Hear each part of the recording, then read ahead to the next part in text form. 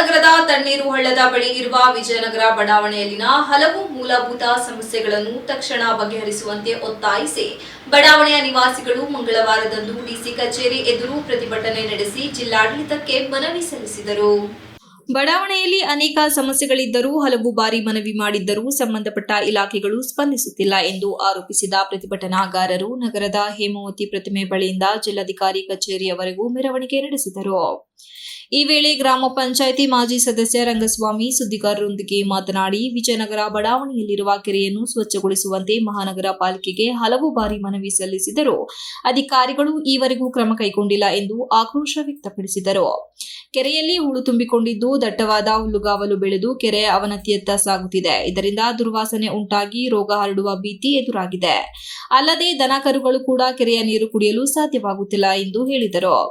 ಬಡಾವಣೆಯ ಏಕೈಕ ಕೆರೆಯನ್ನು ಉಳಿಸಿಕೊಳ್ಳುವುದು ಸಾರ್ವಜನಿಕರ ಜವಾಬ್ದಾರಿಯಷ್ಟೇ ಅಲ್ಲದೆ ಮಹಾನಗರ ಪಾಲಿಕೆಯ ಕರ್ತವ್ಯವೂ ಆಗಿದೆ. ಅಧಿಕಾರಿಗಳು ಈ ಬಗ್ಗೆ ಗಂಭೀರವಾಗಿ ಯೋಚಿಸಬೇಕೆಂದು ಒತ್ತಾಯಿಸಿದರು. ಇದೇ ವೇಳೆ ಬಡಾವಣೆಯ ಪಶ್ಚಿಮ ದಿಕ್ಕಿನಲ್ಲಿ ಇರುವ ಶುದ್ಧ ಕುಡಿಯುವ ನೀರಿನ ಘಟಕವನ್ನು ಕಿಡಿಗೇಡಿಗಳು ಹಾಳು ಮಾಡಿದ್ದು ಸರಿಯಾದ ನಿರ್ವಹಣೆ ಇಲ್ಲದ ಕಾರಣ ನೀರು ಕುಡಿಯಲು ಯೋಗ್ಯವಾಗಿಲ್ಲ. ಘಟಕಕ್ಕೆ ಯಾವುದೇ ಭದ್ರತೆಯೂ ಇಲ್ಲ. ಆದ್ದರಿಂದ ಅದನ್ನು ಗ್ರಾಮದ ಶ್ರೀ ಮಾರಮ್ಮ ದೇವಸ್ಥಾನದ ಎದುರಿನ ಸರ್ಕಾರಿ ಶಾಲಾ ಆವರಣಕ್ಕೆ ಸ್ಥಳಾಂತರಿಸಬೇಕೆಂದು ಮನವಿ ಮಾಡಿದರು. ಇದಲ್ಲದೆ ಗುಡ್ಡೇನಹಳ್ಳಿ ಗ್ರಾಮದಲ್ಲಿರುವ ಜಿಲ್ಲಾ ಆರೋಗ್ಯ ಮತ್ತು ಕುಟುಂಬ ಕಲ್ಯಾಣ ಇಲಾಖೆಗೆ ಸೇರಿದ ನಮ್ಮ ಕ್ಲಿನಿಕ್ ಆರೋಗ್ಯ ಕೇಂದ್ರದಲ್ಲಿ ಅಗತ್ಯ ವೈದ್ಯಕೀಯ ಉಪಕರಣಗಳು, ವೈದ್ಯರು, ನರ್ಸ್ಗಳು ಹಾಗೂ ಸಿಬ್ಬಂದಿ ಕೊರತೆ ಇದೆ. ಇದರಿಂದ ಅನಾರೋಗ್ಯ ಸಂದರ್ಭದಲ್ಲಿ ಗ್ರಾಮಸ್ಥರು ತೀವ್ರ ತೊಂದರೆ ಅನುಭವಿಸುವಂತಾಗಿದೆ ಎಂದು ದೂರಿದರು. ನಾಮಕಾವಸ್ಥೆಗೆ ಸ್ಥಾಪಿಸಿರುವ ಆರೋಗ್ಯ ಕೇಂದ್ರದಲ್ಲಿ ಯಾವುದೇ ಮೂಲಭೂತ ಸೌಕರ್ಯಗಳಿಲ್ಲದೆ ಸಾರ್ವಜನಿಕ ಬಳಕೆಗೆ ಬಾರದ ಸ್ಥಿತಿ ನಿರ್ಮಾಣವಾಗಿದೆ ಎಂದರು. ಈ ಎಲ್ಲಾ ಸಮಸ್ಯೆಗಳು ತಕ್ಷಣ ಬಗೆಹರಿಸದಿದ್ದಲ್ಲಿ ಉಪವಾಸ ಸತ್ಯಾಗ್ರಹ ನಡೆಸಲಾಗುವುದು ಎಂದು ಪ್ರತಿಭಟನಾಕಾರರು ಎಚ್ಚರಿಕೆ ನೀಡಿದರು. ಅರ್ಜಿ ಕೊಟ್ಟಿದ್ವಿ. ಈಗ ಮೊನ್ನೆ ಜನಸಂಪರ್ಕ ಅರ್ಜಿ ಕೊಟ್ಟಿದ್ದು ಸಭೆಗೆ ಹೋಗಿ ಕೇಳಿದ್ರೆ ನಮಗೆ ಬರಲ್ಲ, ನಮ್ಮ ಇಲಾಖೆಗೆ ಬರಲ್ಲ ಅಂತ ಹೇಳ್ತಾರೆ. ನಾವು ಯಾರಿಗೆ ಹೋಗಿ ನ್ಯಾಯ ಕೇಳೋಣ? ಹಾಗಾಗಿ ಈ ಸತ್ಯಾಗ್ರಹ, ಉಪವಾಸ ಸತ್ಯಾಗ್ರಹನ ಇಟ್ಕೊಂಡಿದ್ದೀವಿ. ಈ ನ್ಯಾಯ ಸಿಗೋ ತನಕ ಈ ಹೋರಾಟ ನಿಲ್ಲಲ್ಲ. ಧರಣಿ ಮಾನ್ಯ ಜಿಲ್ಲಾಧಿಕಾರಿ ಕಚೇರಿ ಒಳಗೇ ಧರಣಿ ನಡೆಯುತ್ತೆ. ಹಾಗಾಗಿ ನಮಗೆ ನ್ಯಾಯ ಕೊಡಬೇಕು ಜಿಲ್ಲಾಧಿಕಾರಿಗಳು.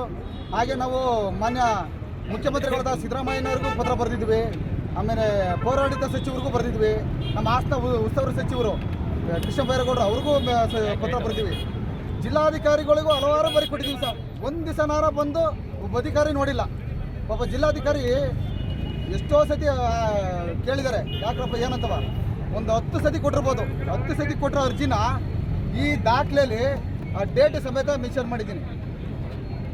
ಈ ದಾಖಲೆ ಕೊಟ್ಟಿರೋದು ಒಂದು ಸತಿನಾರ ಬಂದು ಒಬ್ಬ ಅಧಿಕಾರಿ ನೋಡಿಲ್ಲ.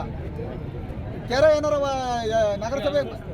ಪ್ರತಿಭಟನೆಯಲ್ಲಿ ದಸಂಸ ಹಿರಿಯ ಮುಖಂಡ ಕೃಷ್ಣದಾಸ್, ರಂಗಸ್ವಾಮಿ, ಗುಡ್ಡೇನಹಳ್ಳಿ ಅಂದಿಜೋಗಿ ಸಂಘದ ರಾಜ್ಯ ಉಪಾಧ್ಯಕ್ಷ ಎಂವಿ ಗೋವಿಂದರಾಜ್, ಚಂದ್ರಗುಪ್ತ ಮೌರ್ಯ ಸಂಘಟನೆಯ ಜಿಲ್ಲಾ ಪ್ರಧಾನ ಕಾರ್ಯದರ್ಶಿ ಹರೀಶ್ ಉಳುವಾರೆ, ಸುರೇಶ್ ಛತ್ರನಹಳ್ಳಿ ಸೇರಿದಂತೆ ಇತರರು ಉಪಸ್ಥಿತರಿದ್ದರು. Srinivas, TV 46 news Kannada, Hassan. You are watching TV 46 News Kannada.